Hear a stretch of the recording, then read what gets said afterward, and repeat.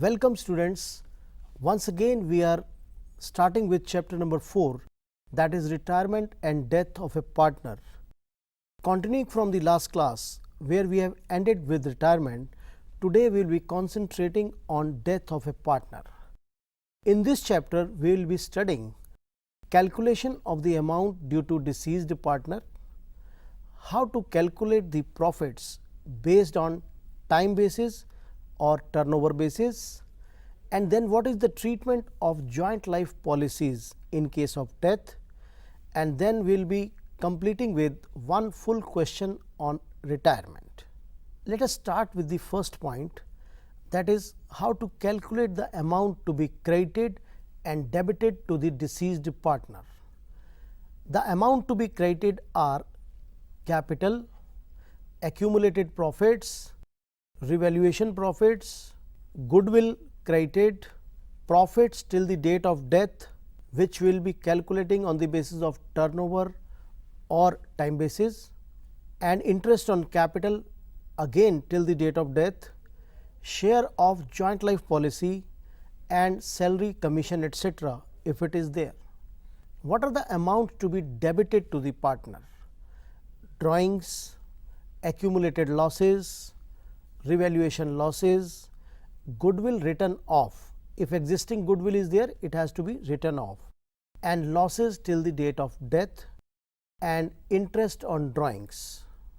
How to calculate profits till the date of death? There are two bases, first time basis and another is turnover basis. To start with time basis, let us take an example. Last year profit 2,40,000.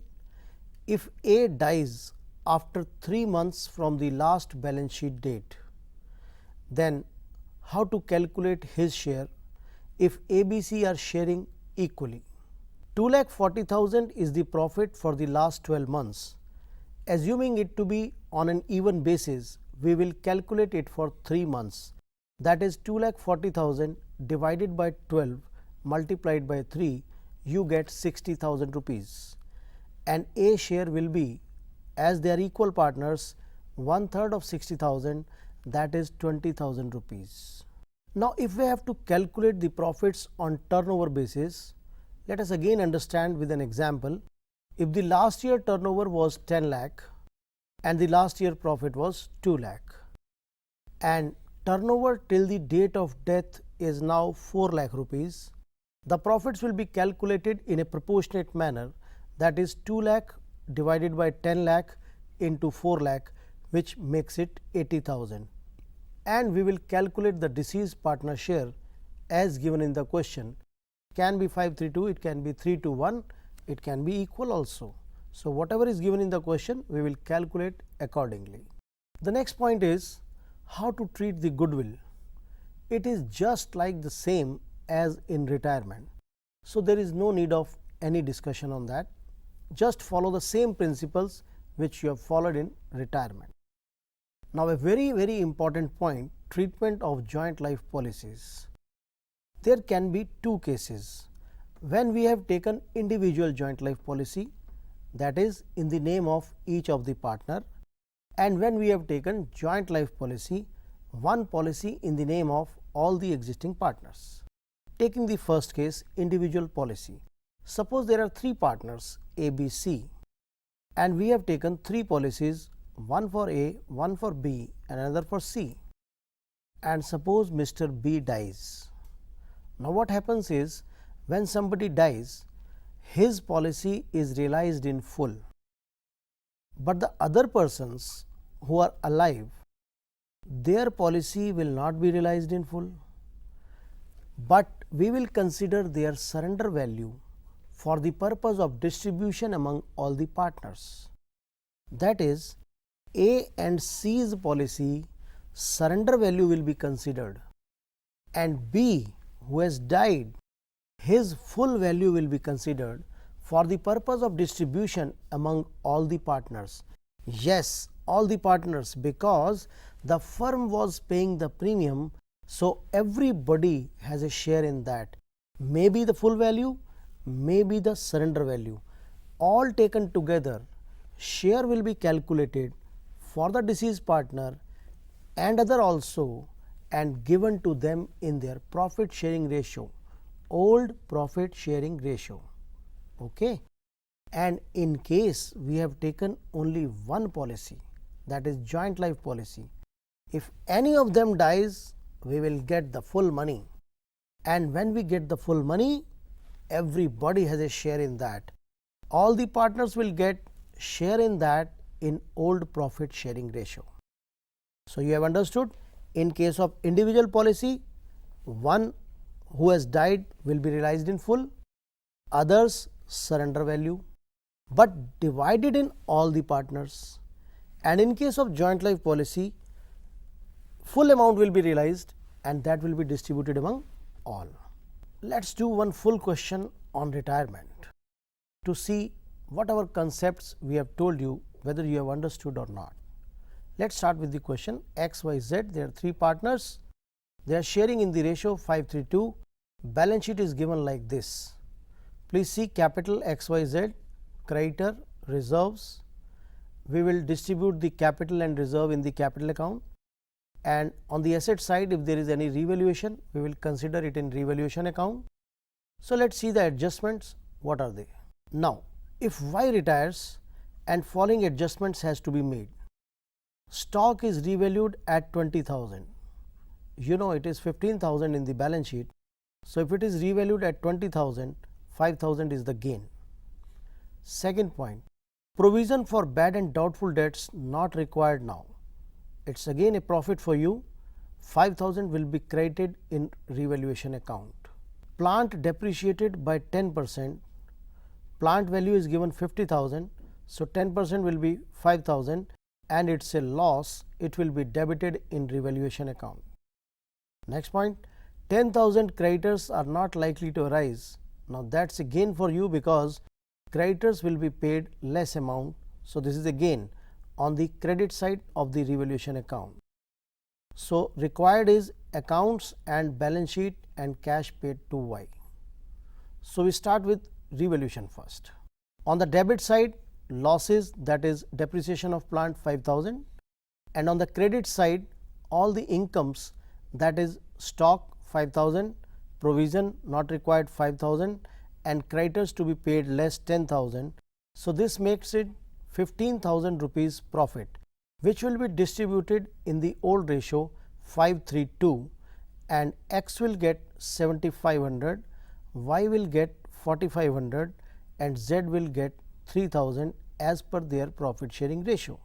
In the capital account, we start with the opening balance on the credit side X, Y, Z 40, 30, 20, and then reserves will be distributed 20,000, 12,000 and 8,000, and then revaluation profit will be distributed 7,500, 4,500 and 3,000, and whatever the total is, it will be paid in cash to Y, and the remaining partners are still there. So, that will be a balance carried down in the balance sheet.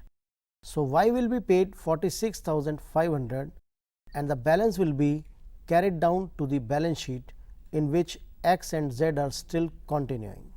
In the balance sheet, we see X and Z are still there with 67,500 and 31,000, and creditors there is no change 80,000, and on the asset side cash has changed.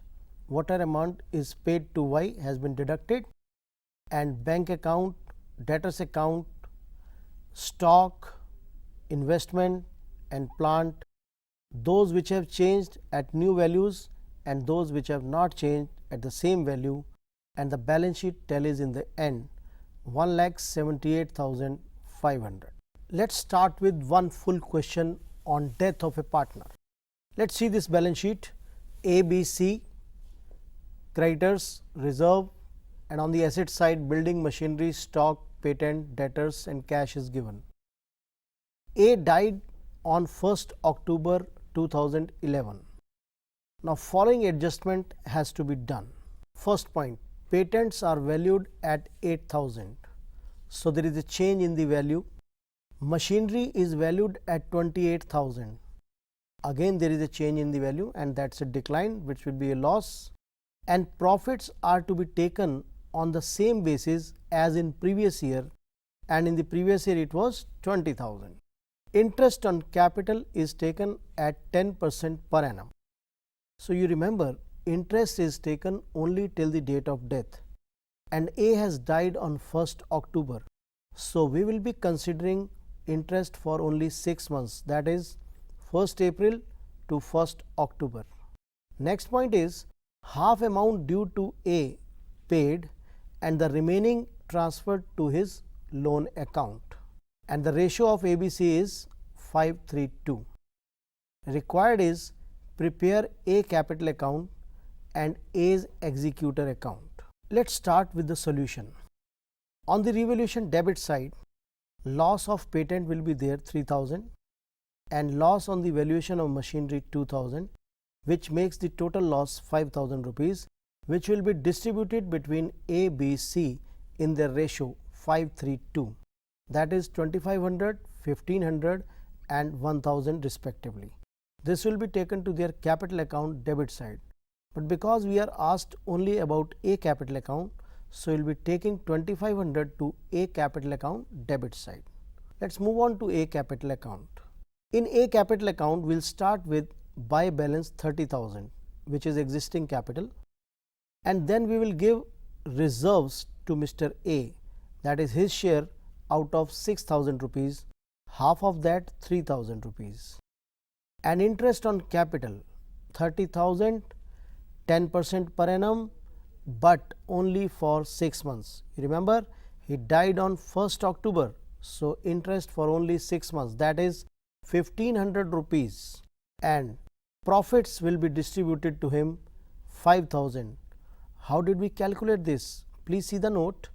Profit 20,000 into 6 upon 12, because we have to consider profits only for 6 months. That makes it 10,000, and his share 5 upon 10 makes it 5,000 rupees. So, that is credited to Mr. A capital account.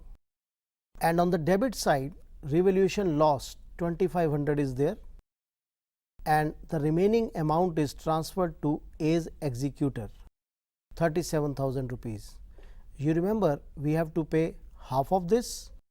So, we will see that in A executor account this amount is paid in half. Let us move on to A's executor account. On the credit side, we will transfer this 37,000 rupees, and on the debit side we will pay half of that, that is 18,500 rupees, and the remaining will be transferred to his loan account. Now, he has not asked about the loan account, but if he asks, then it will be on the credit side of the loan account, and whatever we will pay along with interest, that will come on the debit side, as we have discussed in a previous question.